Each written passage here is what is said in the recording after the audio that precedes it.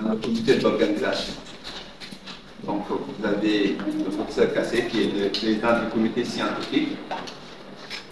Donc, le professeur Salissi qui est le président de la commission de recherche et d'études au niveau de l'Académie du développement durable et Blanche. Et vous avez le Dr. qui est au niveau de la commission de publication. Vous avez Mme Gertz qui est vice-présidente de l'Académie du développement durable. En même temps, qui est dans la commission, dans la cellule de communication du colloque. Vous avez M. Ted Azouman, qui est aussi le président de cette cellule de communication, qui va gérer tout ce qui est la relation avec la presse, qui prendra en charge le volet communication avec des autres membres comme Mme Gertz, comme le professeur et autres.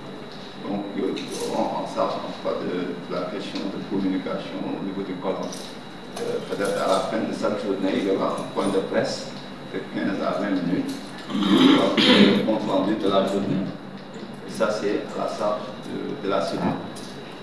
Donc, nous avons voulu rencontrer la presse comme la dernière fois, c'était surtout en train de travailler dans un cadre professionnel avec la presse par rapport au colloque. Donc, il se chargera de gérer tout ce qui est relationnel avec Mme Gay, donc Mme Cissé, qui sera en tout cas le point focal entre la presse et la cellule. Donc, et qui gérera des relations sur le plan entre tout ce qui tourne autour de la restauration, des délinqués, tout ça. Donc, c'est à ce niveau que ça va se gérer. Donc, cette réunion, en tout cas, c'est surtout pour mieux cadrer nos relations, éviter des perturbations, savoir, en tout cas, les journalistes qui sont accrédités, en tout cas, par rapport à la cellule, de telle sorte que ce sont ces personnes, en tout cas, qui feront l'objet de prise en charge et éventuellement, ce seront nos relais au niveau de la presse aussi. Donc, voilà à peu près ce que je voulais dire en introduction, en laissant la parole au président de séance. Voilà. Le professeur Salissi. Merci beaucoup. Et je suis conseiller du président de la République sur les questions économiques, en même temps, en tant qu'universitaire aussi.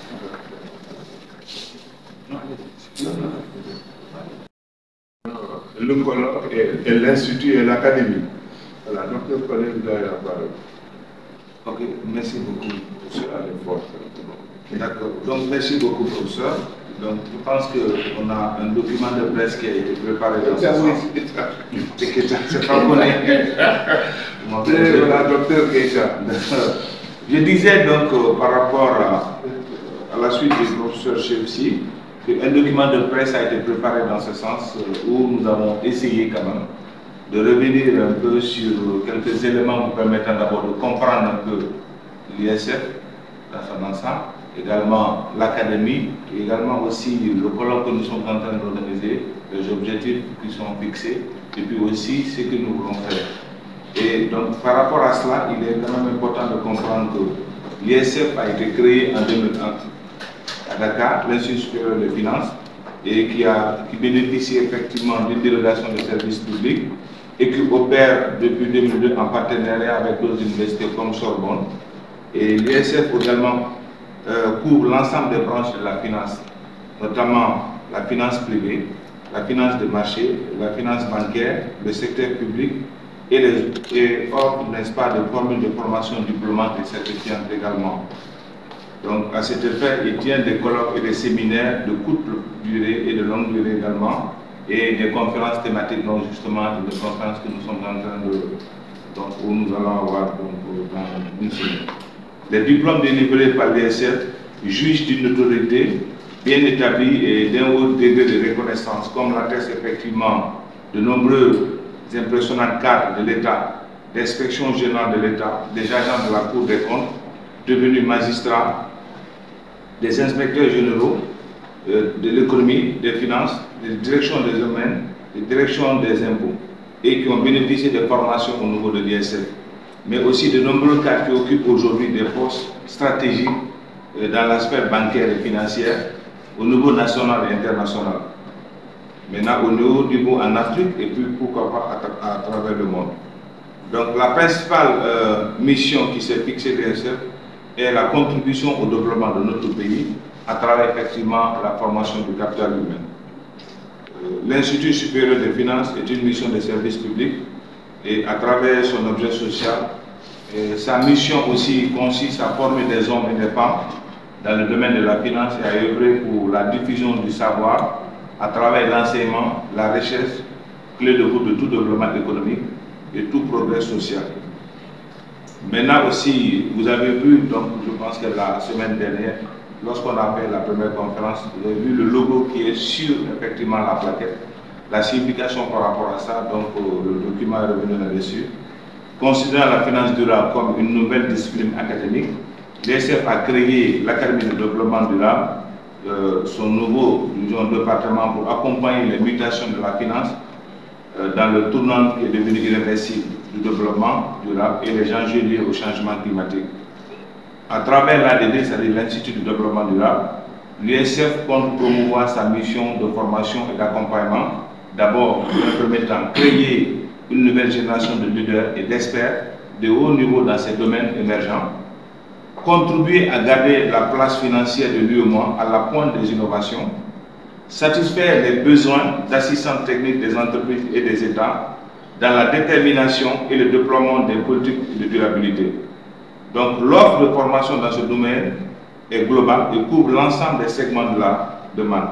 C'est-à-dire qu'on aura au niveau la formation diplômante, des formations certifiantes, des formations modulaires et des séminaires dans ce sens pour mieux appréhender effectivement ce nouveau domaine, n'est-ce pas, de la finance durable.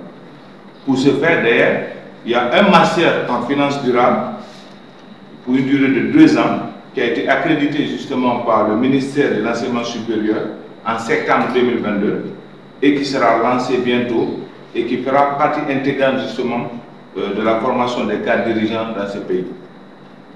Mais donc, maintenant, pourquoi ce colloque? C'est-à-dire, pourquoi la tenue de ce colloque international maintenant à Dakar? Tout d'abord, l'ISF n'est pas à sa première intervention sur ce sujet. Déjà en 2017, nous assurons, en fait, on avait organisé des modules de formation dans ce sens pour pouvoir vraiment prendre les premiers relais sur ces questions-là de développement durable. Mais également, avec aujourd'hui l'ouverture sur le marché des green bonds qui n'est pas alors à ses débuts. Il y a un master qui a été mis en place depuis 2022, le master a été mis en place depuis 2022, mais qui attendait justement l'accréditation au niveau du ministère de l'école, en fait, de l'enseignement supérieur. Donc l'accréditation a été obtenue en 2022. Il y a aussi en 2023, il y a eu des séminaires qui ont été organisés. Justement, si vous regardez, nous avons organisé en 2023 des séminaires dans ce sens, en développement durable, d'abord sur la finance durable et ses concepts, la biodiversité et le climat, la gestion des risques, le marché du carbone et autres. Maintenant, l'Institut en tant que tel, l'ISF, a un devoir qui s'est inscrit dans l'ADN justement de développement durable, à être communément en alerte avec tout ce qui s'est fait dans ce domaine. Et les évolutions avancées dans les finances, et surtout pour les pays africains, que nous avons observé depuis le COP 2015, une activité de plus en plus intense à travers l'international que sur le continent africain. Et les États de la sphère publique, tout comme de la sphère privée, qui diffusent dans les sphères privées les enjeux et du défi du développement durable.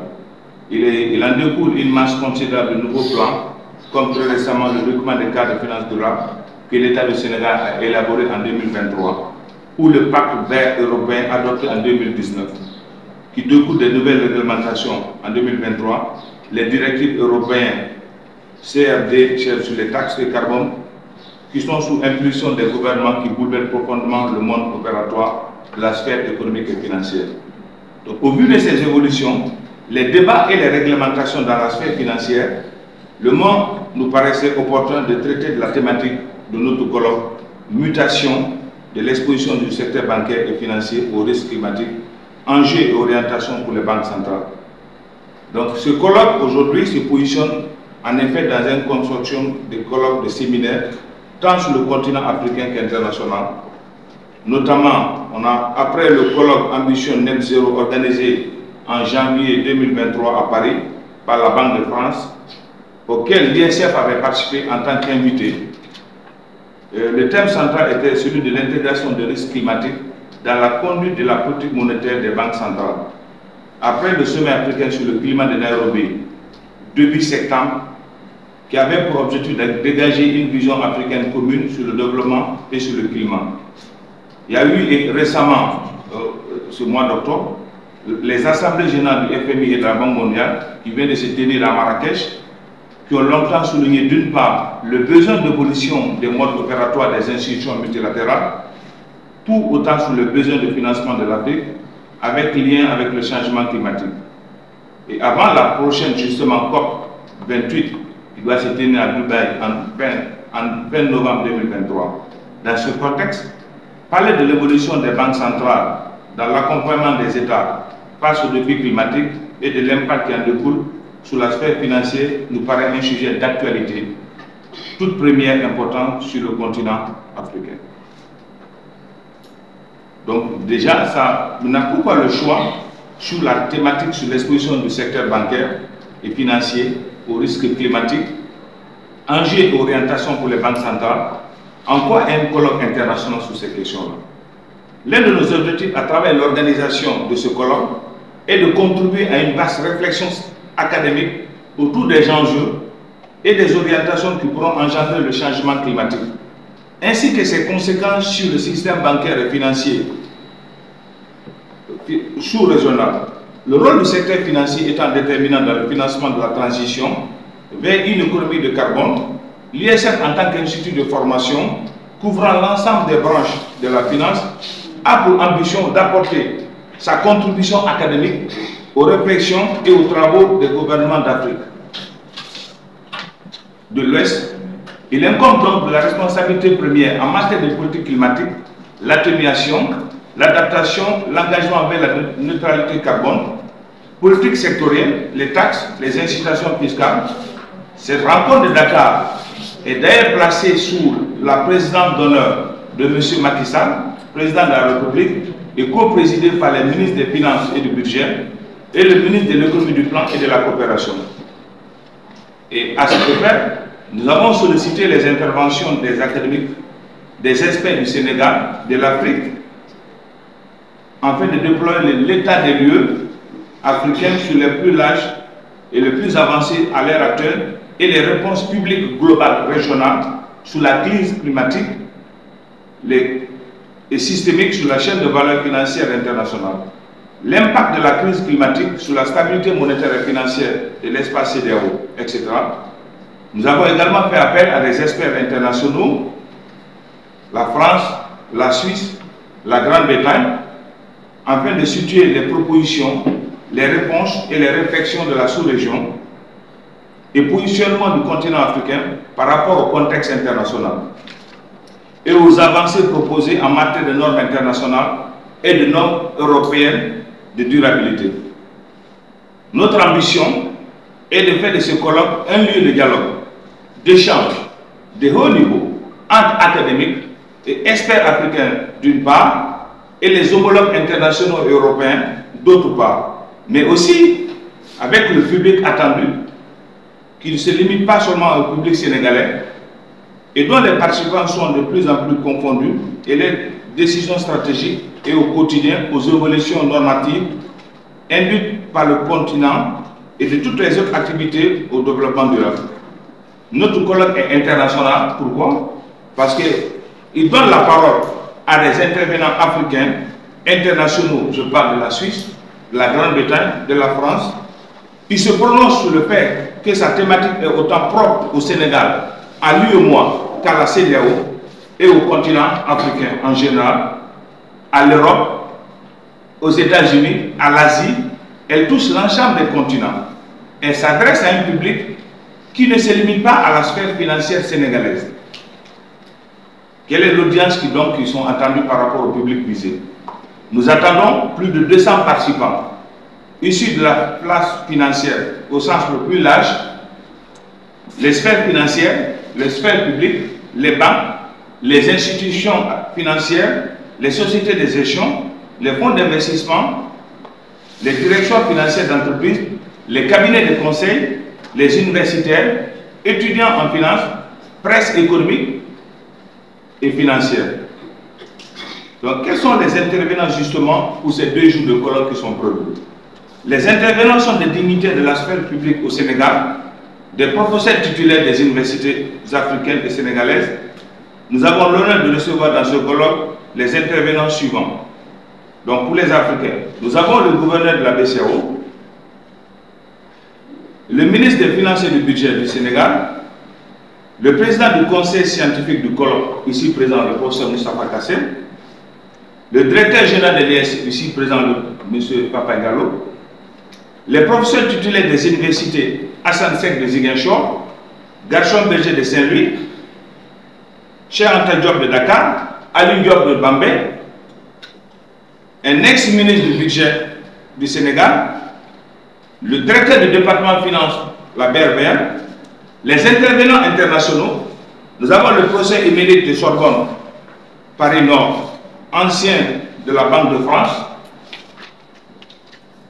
des économistes chercheurs associés à Aris, Institut Jacques Delors, ancien de la Banque de France, des économistes de la London Business School, des professeurs de ISG-ESM, des maîtres de conférences Agro-Paris-Tech, les maîtres de conférences associés à Paris-Saclay, experts compliance, durabilité sphère financière suisse.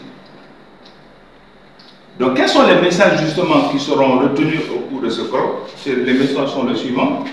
Il faudra d'abord bien sûr s'attendre à les présentations des intervenants et les débats qui circuleront sur les 2 jours du colloque pour tirer les conclusions globales et dégager des pistes de réflexion futures.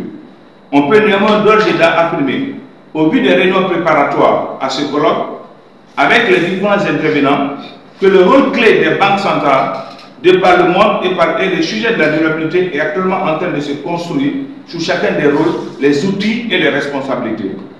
Que ce soit via les outils traditionnels ou les nouvelles fonctions, de forts développements régionaux, européens, américains et asiatiques, et ces acteurs sont en train de se structurer sous la base des publications du continent africain. En effet, les mandats des banques centrales de par le monde présentent un large socle commun: veiller sur la stabilité monétaire, supervision financière, soutien aux politiques des États, également les différences notables en matière de degré d'indépendance vis-à-vis des gouvernants de la zone, même si plus de 114 banques centrales dialoguent aujourd'hui entre elles à travers le réseau NGFS. En anglais, c'est un peu beaucoup plus compliqué à prononcer. D'accord, on peut passer. Elles n'ont pas nécessairement une approche identique par rapport aux nouveaux enjeux du changement climatique. Donc, pour des solutions adaptées au continent africain et co-construites par les institutions africaines, une bonne compréhension et coordination de ces évolutions sur les aspects économiques et prudentiels sont nécessaires pour définir leur impact réel de manière efficace et pragmatique. L'ADD-ISF souhaite contribuer à des réflexions par sa propre production et des partenariats avec des organismes en premier plan, afin de fournir une profondeur académique suffisante aux décideurs africains et de contribuer aussi au changement durable des modèles des acteurs de finances africaines. À l'issue du colloque, un document de synthèse justement des principales contributions et messages clés dégagés sera produit et sera accessible au public sur le site de l'ISF, et la revue justement que nous avons ici, la revue d'analyse économique et financière, que nous publions chaque année 2 numéros. Apporter une contribution régionale à un phénomène mondial, contribuer à ce que la place financière de l'UEMOA soit la pointe des innovations financières, et au-delà, pour la suite, nous prévoyons de poursuivre ces réflexions, ces recherches de coordination avec les institutions nationales et internationales, de continuer à produire la profondeur académique nécessaire à une bonne compréhension et perception du sujet de la durabilité, en organisant tous les ans un séminaire pertinent sur le secteur de la finance avec nos partenaires. Je vous remercie.